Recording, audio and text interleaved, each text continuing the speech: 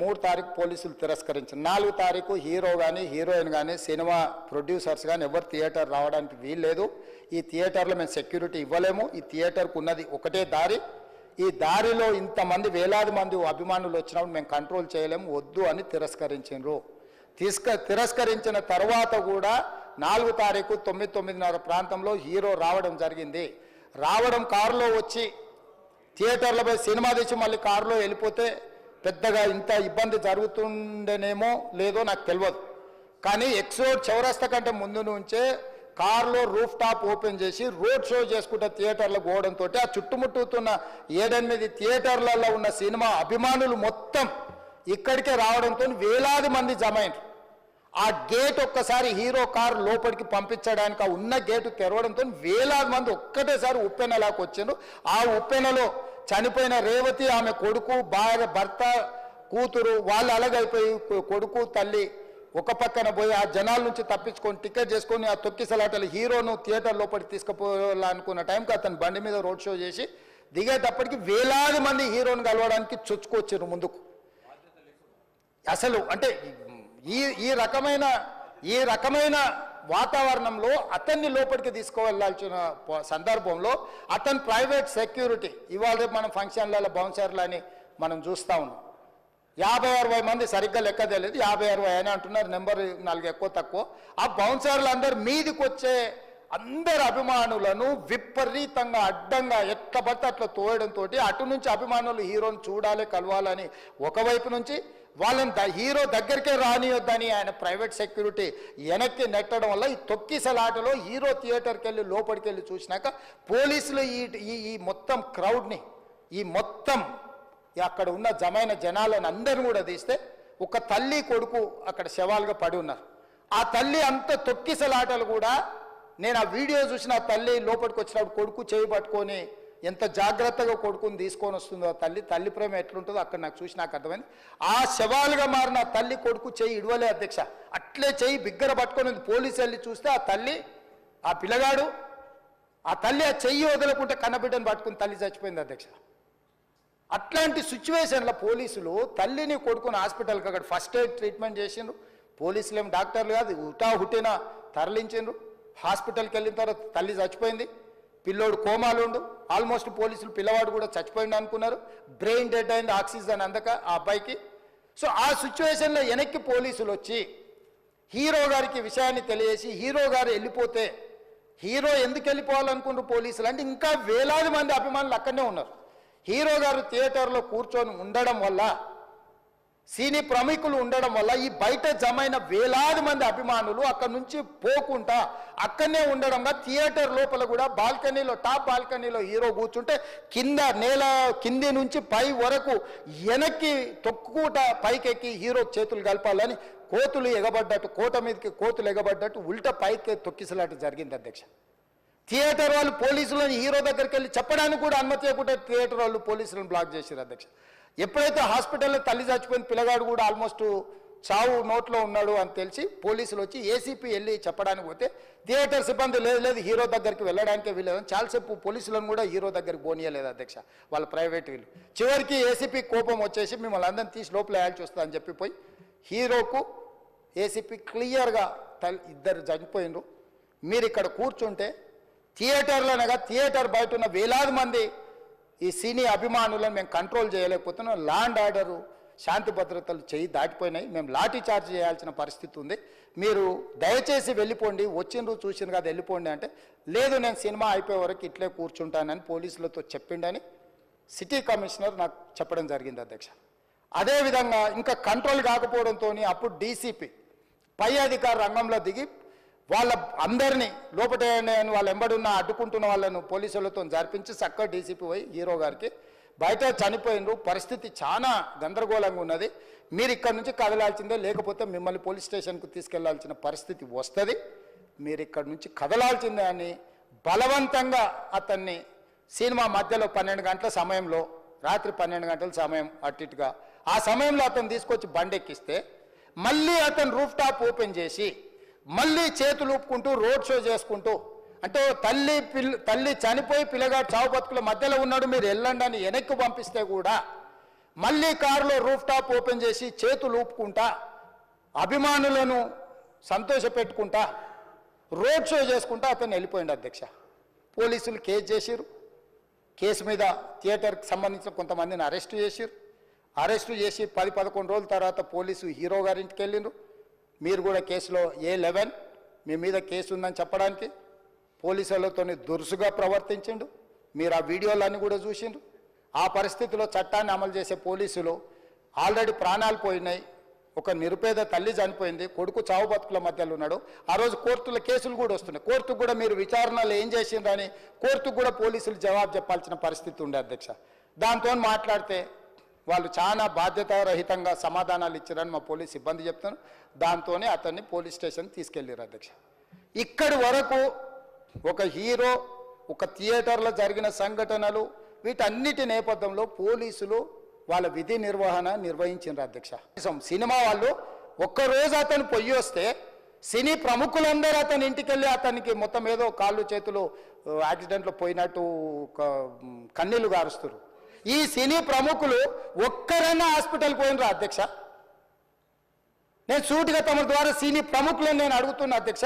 తల్లి చనిపోయి 9 సంవత్సరాల పిల్లగాడు బ్రెయిన్ డెడ్ అయ్యి ఆక్సిజన్ అందక 20 రోజుల నుంచి హాస్పిటల్లో కోమాలో ఉంటే ఈ సినీ ప్రముఖులు ఒక్క రోజు కోసం పోలీస్ స్టేషన్ పోయిన ఇంటికాడ క్యూ కట్టి ప్రభుత్వాన్ని తిడుతున్నారు, నన్ను తిడుతున్నారు, అతన్ని పరామర్శిస్తున్నారు. ఏమైంది అధ్యక్ష? అతను కాలు పోయిందా, కన్ను పోయిందా, చేయి పోయిందా, ఏమైనా కిడ్నీలు దెబ్బతిన్నా, ఏమైంది? అతన్ని ఇంతమంది సినీ ప్రముఖులు పరామర్శించారు, కలిసిండ్రు, అభినందించారు. కానీ ఆ పిల్లగాన్ని కనీసమన్నా పరామర్శించడానికి సినీ ప్రముఖులు ముందుకు రాలేదంటే సినిమా ఇండస్ట్రీ ఇవాళ ఈ ప్రెస్ మీట్ పెట్టడానికి మెయిన్ రీజన్ అంటే, ప్లీజ్ నేను ఎవరిని బ్లేమ్ చేయట్లేదు. Please understand, there is a lot of misinformation, there is a lot of false allegation, wrong అంటే మిస్కమ్యూనికేషన్ వల్ల కూడా చాలాసార్లు జరుగుద్ది. So I just want to tell, I don't want to blame any department or any particular political leader or the government. In fact, government, we are very, very happy because, you know, Maktiya to special prices ichcharani, we are actually very happy with them. So, ఇది ఏ individual ki సంబంధించిన విషయం కాదు. I just want to address everybody that there's a lot of misinformation. నేను ఇలా behave చేశాను, నేను అలా అన్నాను, నేను ఇలా చేశాను అనేది wrong allegations పడేసరికి జరిగిందంతా మాత్రం చాలా, there's a lot of wrong information going on.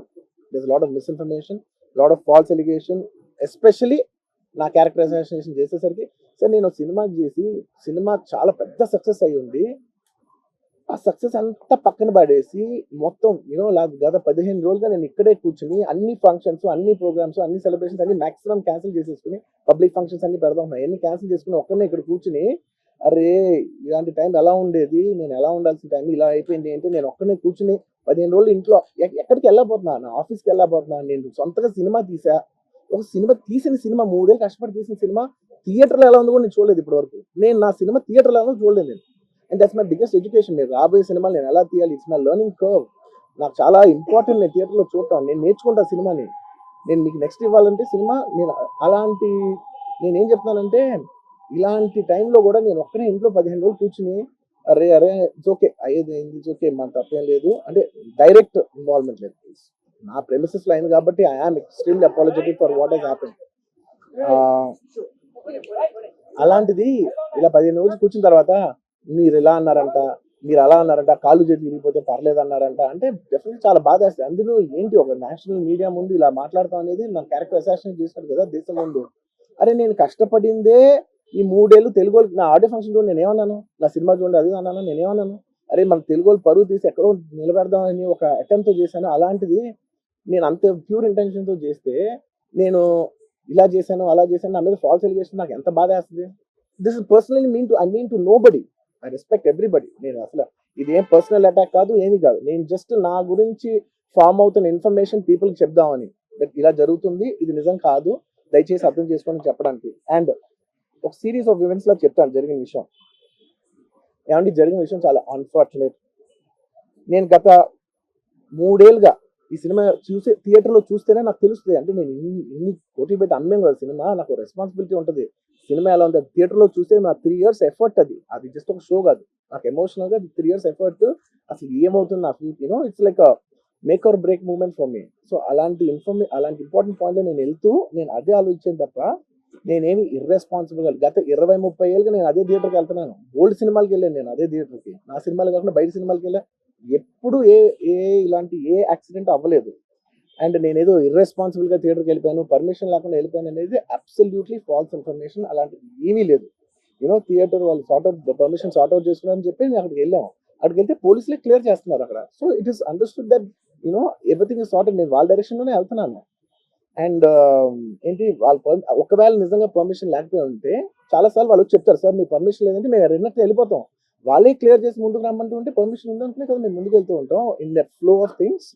So నేను ఆ మైండ్ స్పేస్లోనే ఉన్నాను. అండ్ నేను చెప్పాల్సింది ఏంటంటే, అసలు ఇక్కడ this a false allegation that there is a road show, ఏంటిది ప్రొసెషన్. అసలు ప్రొసెషన్ కాదు, రోడ్ షో కాదు, ఏమీ కాదు. జస్ట్ థియేటర్ ఇక్కడ ఉన్నాను, అక్కడ theatre just couple of metres away, couple of yards away from the theatre. అది అసలు రోడ్ షో కాదు, ఏమి కాదు. కార్ అలా వెళ్తూ ఆగిపోయింది. ఒక పాయింట్ తర్వాత ఎంత జనం కూడిపోతారంటే అండి, మీరు కనపడితే కానీ జనం వెళ్ళరు. బౌన్సర్లు కానీ ఎవరన్నా పోలీస్ కానీ అందరూ అడుగుతారు, సార్ మీరు ఒక్కసారి వేవ్ చేసాను సార్ వాళ్ళు వెళ్ళిపోతారంటే మేము మామూలుగా ఎప్పుడు బయటకు వచ్చి అందరికి వేవ్ చేస్తాం. అది నేనే కాదు, ఎనీ లీడర్, ఎనీ సెలబ్రిటీ ఎవరైనా అడగండి, మనం వేవ్ చేస్తేనే వాళ్ళందరూ జరుగుతారు. ఓకే ఓకే చూసాం, సాటిస్ఫాక్షన్ ఉంటుంది, అప్పుడు దే స్టార్ట్ మూవింగ్ అవే. ఆ దీని మీద చేశా. And is also respect. ఇంత వేల మంది చూస్తానికి వచ్చినప్పుడు నేను నా కార్ లోపల, టెంటెడ్ కార్ లోపల దాక్కుని కూర్చుని ఉన్నా. బట్ అంతమంది అంతమంది వచ్చినప్పుడు వాళ్ళకి ఏం కావాలి? హీరోది ఒక గ్లిమ్స్ కావాలి అంతే. అది కూడా ఇవ్వకపోతే నేను ఎంత ఆరోగ్యం కింద ఉంటుంది. ఇంతమంది ప్రేమ చూపిస్తే నేను కాలు కూర్చున్నారులే అనుకుంటాను నేను. అరే నేను బయటకు వచ్చి ఒక్కసారి వాళ్ళందరికీ థ్యాంక్ యూ ప్లీజ్ పదండి ఇలా అంటుంటాను. మీరు చూడండి, నా జస్టిస్ అని చూడండి. ఇలాంటే ఇలా పదంటే నేను చెప్తేనే వాళ్ళు వెళ్తారు. అది పోలీసులు కానీ, అది బౌన్సర్లు అందరూ, మేనేజ్మెంట్ అందరూ అడుగుతారు, సరే మీరు చెప్తేనే వింటారు, ఒక్కసారి మీరు చెప్పండి అంటే మేము వచ్చి బయటకు వచ్చి ఇలా వేవ్ చేసి ఇలా అంటే వాళ్ళందరూ జరుగుతుంటారు. That is how we went into the theatre. And థియేటర్కి వెళ్ళిన తర్వాత what I wanted to say is that there's a misinterpretation అనుకోండి, misinformation అనుకోండి, false information అనుకోండి, ఏమనుకోండి. It is no road show, it is no procession. Just థియేటర్కి వెళ్తుంటే జనాలు ఎక్కువ బయటకు వస్తే జస్ట్ అలా వేవ్ చేసి మళ్ళీ లోపలికి వెళ్ళిపోయి మళ్ళీ థియేటర్ లోపలికి వెళ్ళిపోయాం. అండ్ థియేటర్ లోపల మీరు సినిమా చూసి కొంచెం సేపుకి, సార్ నా వర్క్ అసలు ఏ పోలీసు కానీ ఎవ్వరూ నాకు వర్క్ అసలు నాకు కలవలేదు, నాతో ఏం చెప్పలేదు. నాకు చెప్పిందల్లా అది పైగా మా మేనేజ్మెంట్ సైడ్ నుంచి వాళ్ళు మా వాళ్ళు వచ్చి చెప్పింది ఏంటంటే, సార్ బయట ఓవర్ క్రౌడ్ అవుతుంది, మీరు దయచేసి వెళ్ళిపోండి అని చెప్పారు. వాళ్ళ పోలీసు వాళ్ళందరూ బయట చాలా మంది ప్రాబ్లం అవుతుంది సార్, ఓవర్ క్రౌడ్ అవుతుంది, మీరు వెళ్ళిపోండి అంటే నేను వెళ్ళిపోయా. సినిమా స్టార్టింగ్ కొంచెంసేపు నేను వెళ్ళిపోయా. నేను మా వైఫ్ అందరూ మేము బయటకు వచ్చాం అంతే. నాకు అసలు ఆ తర్వాత నెక్స్ట్ డే నాకు తెలిసింది, ఒక లేడీ ఇలా ఉందంట, కళ్ళు తిరిగి పడిపోయిందంట, ఆ తర్వాత ఆవిడ పాపం చనిపోయిందంట, ఇలా కిడ్ ఉన్నాడు అంటే నేను షాక్ లో గురయ్యా. నాకు తెలియదు అసలు, నెక్స్ట్ డే వరకు నాకు అసలు తెలియదు. I had no idea.